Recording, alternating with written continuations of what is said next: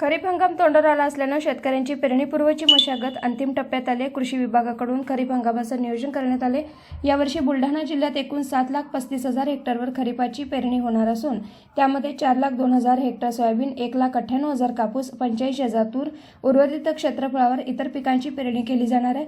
कृषी विभागाच्या वतीनं गावागावात खरीपपूर्व हंगाम सभा घेऊन यामध्ये बीज उगवण क्षमता, बीज चाचण्या, पेरणीच्या आधुनिक पद्धती या संदर्भात शेतकऱ्यांना मार्गदर्शन करण्यात आलं. सोबतच 100 मिलीमीटर पाऊस झाल्याशिवाय शेतकऱ्यांनी पेरणी करू नये असं आवाहन जिल्हा कृषी अधीक्षक मनोज कुमार ढगे यांनी केलं आहे. जर खरीप हंगाम तोंडावर आला आहे, कृषी विभागाच्या वतीने किती हेक्टरवरती पेरणी होऊ शकते आणि कुठल्या प्रमुख पिकांची पेरणी होणार आहे? बुलढाणा जिल्ह्यामध्ये आपण 7,35,000 हेक्टर इतक्या क्षेत्रावर पेरणीचं नियोजन ह्यावर्षी केलेलं आहे. त्याच्यातलं महत्त्वाचं पीक जे आहे आपलं ते सोयाबीन साधारणतः 4 लाख हेक्टर, कापूस 2 लाख हेक्टर, तूर 85,000 हेक्टर आणि इतर जी पिकं आहेत असं सर्व मिळून एक 7,35,000 हेक्टर इतकं क्षेत्र आहे. आपल्याकडं ह्याच्या पेरणीच्या अनुषंगानं बियाण्याची खताची जी उपलब्धता आहे त्याच्या बाबतीत शेती विभागामार्फत त्याचं नियोजन ते सुरू आहे.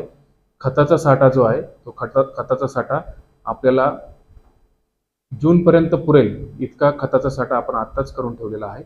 बियाण्याच्या बाबतीत विशेष करून आपल्याला सर्वच बियाणं चांगल्या प्रतीचं उपलब्ध झालेलं आहे. कापूस, तूर, मका, सोयाबीन या सर्वच वाणांचं बियाणं बाजारामध्ये आहे. त्याच्यामध्ये विशेष करून जे सगळ्यात जास्त क्षेत्र आहे सोयाबीनचं, त्याच्यामध्ये आपल्या जिल्ह्यातील शेतकरी बांधवांनी घरचंच बियाणं मोठ्या प्रमाणात राखून ठेवल्यामुळं आपल्याला बाजारातील बियाणांवर जास्त अवलंबून राहण्याची आवश्यकता नाही.